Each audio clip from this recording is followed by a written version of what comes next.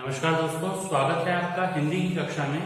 दोस्तों, आज हम आपकी पाठ्य पुस्तक क्षितिज के पाठ 4 जो कि है उत्साह, एक कविता, इसे सूर्यकांत त्रिपाठी निराला द्वारा लिखा गया है।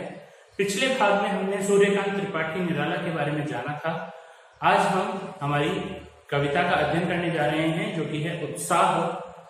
बादल गरजो, घेर घेर घोर गगन, धारा धाराधर ओ।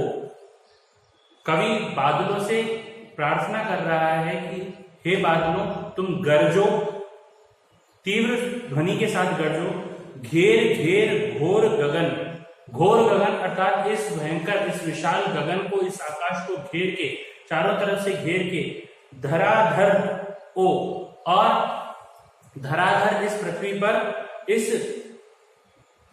धराधर अर्थात बादलों, तुम इस गगन को घेर करके, चारों तरफ इसको घेर करके गरजो। ललित ललित काले घुंघराले, बाल कल्पना कैसे पाले। ललित ललित, सुंदर सुंदर, ललित अर्थात सुंदर सुंदर, यानी कि तुम्हारा स्वरूप जो है वो काले जो बादल हैं, तुम्हारा स्वरूप अत्यंत सुंदर है। काले घुंघराले, तुम्हारा काला काला स्वरूप अत्यंत सुंदर है। जैसे बाल कल्पना कैसे पाले, जैसे किसी बालक की कल्पनाओं द्वारा पाले गए, पोषित किए हुए काले घुंघराले बाल हैं, वैसे तुम्हारा स्वरूप है।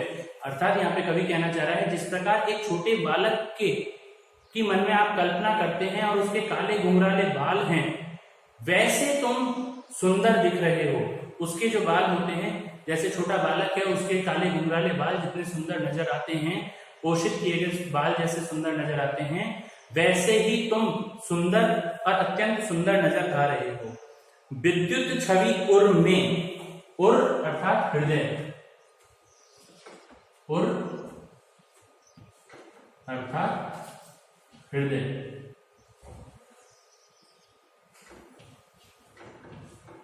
तुम्हारे हृदय में बिजली की सी चमक, जो बिजली की चमक है वो तुम्हारे हृदय में बसी हुई है। कवि नवजीवन वाले, और वे कहते हैं जिस प्रकार एक कवि अपने हृदय में नई जीवन और नई कल्पनाओं को संजो के रखता है, उसी प्रकार तुमने अपने हृदय में विद्युत को, बिजली को छिपा के रखा है। वज्र छिपा नूतन कविता फिर भर दो। वज्र अर्थात कठोरता,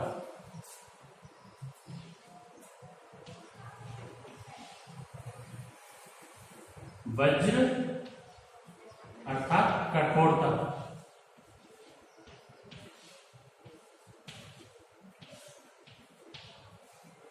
कठोरता को छिपाते हुए, जिस प्रकार एक कवि अपनी कठोरता को छिपाते हुए अपनी कविताओं में नवीन कल्पना शक्ति के द्वारा नया जीवन संचारित कर रहा हो, उसकी हम प्रार्थना कर रहे हैं। यहां पर कवि कहता है कि अपनी कठोरता को छुपाते हुए एक कवि के हृदय में नवीन कल्पनाओं को, नवीन कविता की कल्पनाओं को आप फिर से भर दो। कवि यहाँ पे बादल से प्रार्थना कर रहा है कि आपकी जो कठोरता है उसको आप छिपाते हुए कवि के हृदय में नवीन कल्पना की जो शक्ति है, नवीन जीवन की जो शक्ति है, उसे आप भर दो, ताकि वह नवीन कविताओं की रचना कर सके, नवीन कविताएं लिख सके, और नवीन कविताएं लिख करके वह संसार को नवीन कल्पनाओं के द्वारा ऊर्जा प्रदान कर सके। आगे कवि कह रहा है, विकल विकल उन मन थे उन मन। विकल अर्थात बेचैन, विकल शब्द का अर्थ है बेचैन। विकल अर्थात बेचैन।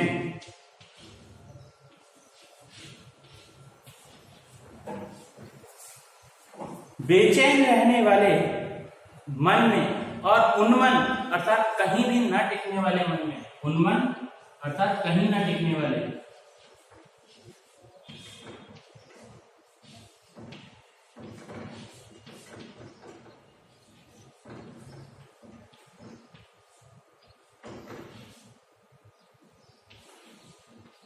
कहीं न टिकने वाले मन में।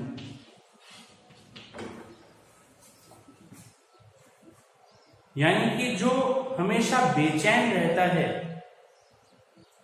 हमेशा बेचैन होकर के और उन्मन कहीं भी न टिकने वाली मन की जो स्थिति है उस प्रकार के स्वरूप को धारण किए विश्व के निदाघ, विश्व की जो गर्मी है, इस संसार में जो गर्मी है और के सकल जल, निदाघ अर्थात गर्मी, निदाघ शब्द का अर्थ है गर्मी।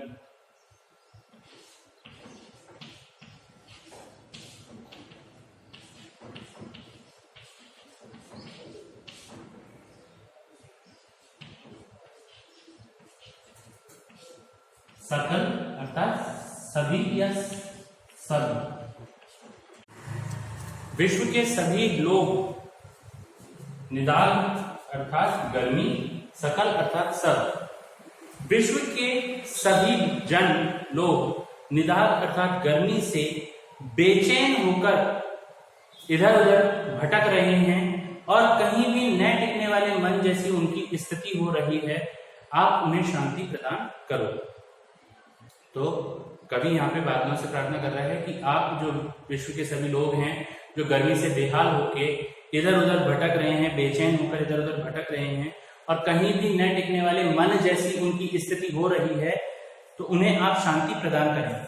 आए अज्ञात दिशा से, आपका स्वरूप कवि बादलों से कह रहा है कि आप अज्ञात दिशा से, यानी कि कौन सी अनजान दिशा से आए हैं, कुछ पता नहीं है।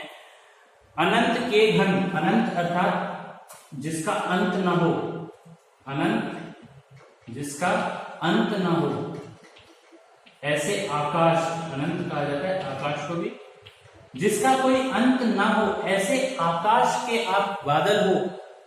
तप्त धरा जल से फिर कर दो शीतल, तप्त अर्थात जलती हुई, तपती हुई, धरा अर्थात धरती,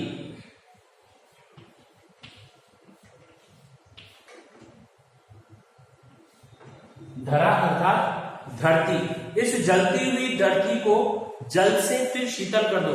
जल से, पानी से, इसे अपनी जो आपके भीतर जल छुपा हुआ है उससे इस जलती हुई धरती को आप शीतल कर दो। बादल गरजो, हे बादल गरजो और बहुत जोर से और वेग से आप बरसो, ऐसी कवि प्रार्थना कर रहा है। तो यहाँ दो पद्यांश आपने पढ़े। इसमें पहले पद्यांश में कवि बादलों के स्वरूप का वर्णन कर रहा है कि आपका स्वरूप कैसा है, आप काले घुंघराले बालों वाले बालक के समान आपका स्वरूप है, आप अत्यंत सुंदर हैं, आप घोर इस जो भयंकर आकाश है इसमें आप उसको घेर घेर के आप गरजने वाले हो, आपके हृदय में बिजली के जैसी चमक छुपी हुई है। ये सारी कवि प्रार्थना कर रहा है।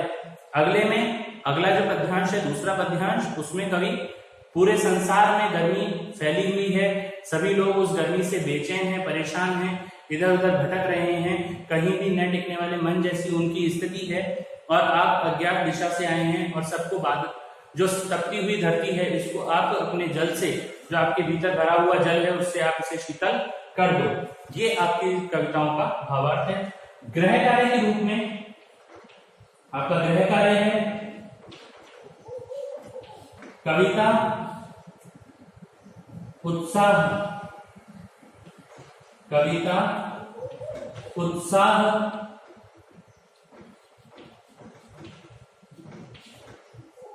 का मूल भाव, मूल भाव अपने शब्दों में लिखिए, अपने शब्दों में लिखिए। कविता उत्साह जो है इसके मूल भाव को आप अपने शब्दों में लिखिए। ठीक है दोस्तों, आज के लिए इतना ही। धन्यवाद।